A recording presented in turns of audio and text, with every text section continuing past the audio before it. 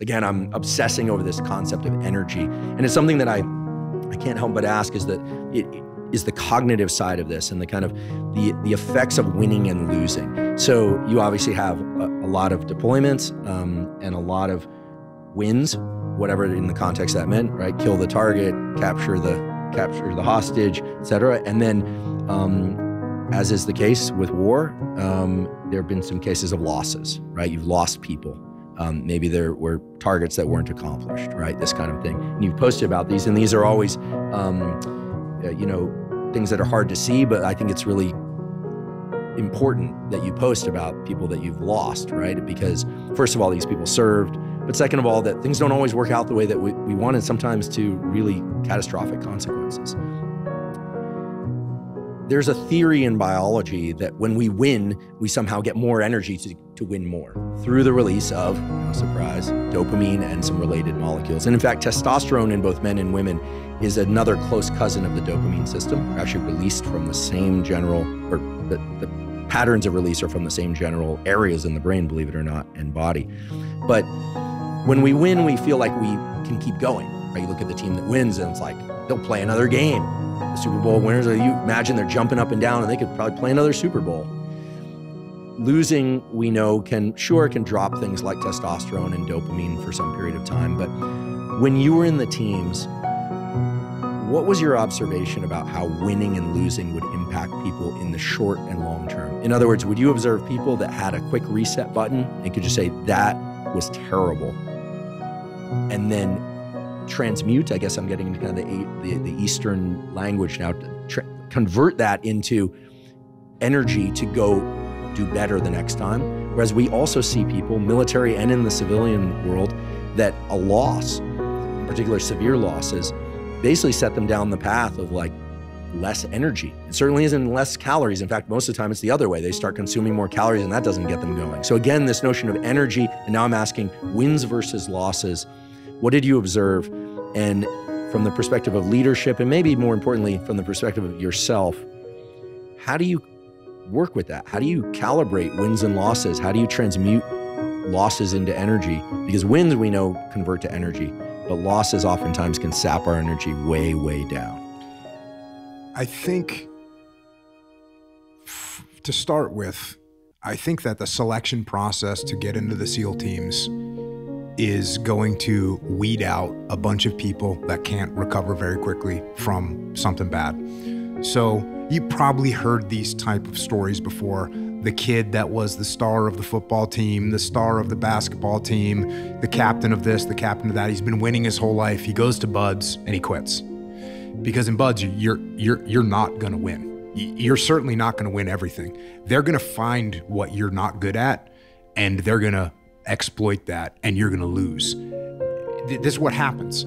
So a lot of guys that may lose and it disrupts their motivation, they're probably just gonna quit. And so that's why you get this massive attrition rate with guys that are studs. I mean, we're talking Division I athletes, Division I wrestlers, Division I football players, Division I runners and swimmers. They all come to Buds. They all quit. Not all of them quit, but there's plenty of examples of the highest level of collegiate athlete in sports that translate very well to what you're doing in basic SEAL training, and they quit. And sometimes it's because they don't know how to lose, they don't know how to recover from a loss, and they're just, so I think already once you get to a SEAL team, you've got people that are, generally speaking, gonna be pretty resilient when it comes to dealing with a loss. Not only that, I mean, you just get used to, you talk about losing people, you're friends with this guy, you meet this guy in SEAL training, hey, this guy seems like a stud, oh, he's just gonna quit. And you're gonna lose 5, 6, 7 people, 8 people. People quit so fast, you don't even keep track of them. So you're just gonna lose, you're just gonna get used to it. So there's that. Now, once you're in the teams, and what you're talking about is now you start taking much more significant loss. You're not losing a race, you're losing one of your friends. And this is what, from a leadership perspective, you have to pay attention to. So when you're a leader in any organization, you're basically in charge of a mob. When it comes to what their morale is, they're a mob. They feed off of each other just like a mob rioting in the streets, going, oh, we can break this window, let's break all the windows. They move this mob mentality. And that happens with morale inside of a team. And you as a leader can't get caught up with the mob. You can't let that happen. You have to detach yourself from the mob mentally so that you don't get caught up in their emotions and their morale. Because if you get caught up in their emotions and you get caught up in their morale, you can't correct it. So we go out on a mission. The mission goes great. We get into a gunfight, kill a couple bad guys, everyone's okay, high fives, everyone's feeling great. You come back to base, hey, we don't need to debrief, that was perfect. Hey, we don't need to get our gear, maintained. We can just go to bed, we're awesome. That's when the leader has to say, oh, we've got the mob, and the mob is becoming slightly arrogant. Hey guys, real quick, that was a good op, but there's some things we could improve on. You gotta bring that mob back and bring them back to center line. Same thing in the other direction. You go out on an operation, it doesn't go well. You go out on an operation, you take casualties. Now you come back to base, you see guys moping around, you see the spirit starting to break, and same thing. If you're part of that mob, you'll be with them, your morale will be breaking, your spirit will be breaking. You gotta look at them and say, oh, I see what's happening. Hey guys, listen up. That was tough. Didn't go the way we wanted it to go. We need to learn some lessons. Here's some things I can do better. What can we do better to make sure that that never happens again? What can we do to make sure we have the opportunity to go out and avenge our brother on the battlefield? What can we do to move this thing forward? So as a leader, when it comes to winning and losing, you're generally going to be the person countering what the mob mentality is. Because when the mob starts winning, they want to keep winning and they might get arrogant. When the mob is losing, they might start to lose more because their attitude goes down the drain. So that's what you have to pay attention to from a leadership perspective. For me personally, I think, well, I know what I did when I lost guys was focus on, all right, we need to celebrate the life. We need to mourn the loss. And then we need to go to work. We need to get our gear back on. We need to lock and load our weapons. We need to get back out there. I know that that's what we needed to do. You know, so often, the best way to contend with problems, with issues, with adversity is action, is by taking action. The more you sit and the more you wait and the more time you spend with that adversity, with the upper hand inside your head, the worse it's gonna get.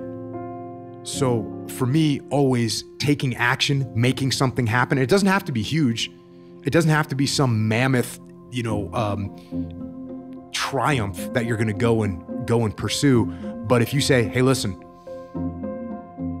this is what happened, didn't go the way we wanted it to, we're gonna get our gear back on, we're gonna go back out, we're gonna do this other mission.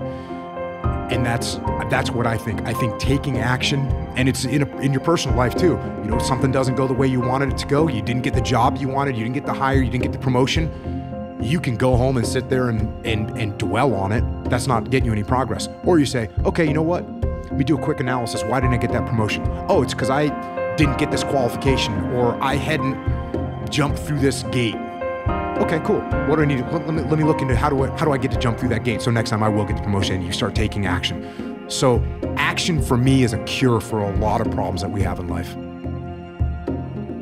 Love this, because the image that's arising in my mind, I'll share it with you and tell me where it agrees with and maybe violates what you're telling me. But what I was imagining when you were talking about leadership in the mob is, a bunch of candles, but not wax candles. These are oil candles. You're talking about a win. So, it could be an op, go out and win. It could be a team. It could be an individual taking an exam and they get an A+. So it doesn't matter. But they're riding high. I mean, those wins we know crank up those catecholamines. And it's as if the intensity of that flame starts going up as a consequence. That's natural. But the oil in the candle is continuing to burn down. Like, you need to celebrate wins, but you're burning that oil. And so what we're really talking about here is how to moderate and then reclaim energy. And I was imagining you as the leader who's like, okay, guys, great, but listen, you're burning that oil, right? That oil is what got you the win. Let's not just clamp it, like we can, do a few fist bumps and, maybe celebrate in some other ways, but then let's take the energy we got and put it to the next thing rather than just go crazy. Drugs of abuse, in particular, drugs that tap into the dopamine system, namely cocaine and amphetamine. And just because there's no way to avoid this if we're being true to the biology, the energy, the dopamine system was designed for foraging for all sorts of things. Food, so people that overindulge food or seek out food. Sex, people that overindulge in these things. Those things, and again, this sort of leans to Eastern philosophy a bit, but there's Western neuroscience, we should just say, to support it. You start to deplete these dopamine systems. The baseline starts to drop. And so I'm imagining that the leader, you in this case, is saying like, listen, let's tone it down, use the energy that we've gained and put it to good use rather than just burn it up, enjoying it. And then of course, after a loss, when I sort of think of the candles going dimmer but the oil reserve is still there. And it's like, how do you start to tap back into the oil reserve? Well, you have to actually ramp the candle up again. You can't just sit there waiting for the intensity of the flame to come back. You actually have to do something in order for that to happen. So maybe this isn't the best analogy because it lacks sort of like exactly what is the person turning the intensity up and down on these candles, but that's what comes to mind. And in Eastern traditions, there's this idea of chi, of energy to fight, energy to seek mates, energy to seek food, energy for sex, energy for all of it is the same energy. And I actually believe that the energy that they're referring to are these catecholamines. I really do. Now, there are other energy systems too relating to child rearing, pair bonding, oxytocin, all the kind of like fuzzy, warm stuff that's super important. I mean, we wouldn't exist as a species the way we do if we didn't honor that energy system also. And that energy system that we normally think of as love, as opposed to forward center of mass, synergizes with this system, right? Like when you're working with and training with and people that you love, this could be your brothers, your sisters, whatever, your family, I think there's an amplifying effect on this whole thing, right? If it's just for more dopamine, just for more money, just for more wins, just for more trophies. I'll never forget this as an aside. When I was a kid, I had this weird experience where Tony Hawk's dad rescued me from a skateboard contest in Linda Vista, the Linda Vista Boys Club. Everyone else left. I was left there alone. I was 14 because of my home life at that time, et cetera. And he was like, where are you going? I'm like, I'm going to take the bus to Lancaster. I know this guy. And he was like, no, you're coming to our house. I was like, okay. So he took me to Tony's house and I went into Tony's room that he had grown up in. Tony lived in Fallbrook at that time. And the room wasn't filled with trophies. The room was trophies. And I remember just thinking like, holy cow. And when I think about that, and I think about what a healthy person Tony turned out to be, because I happened to be blessed to know him a little bit, it's amazing because a lot of people that had those trophies, whatever domain of life,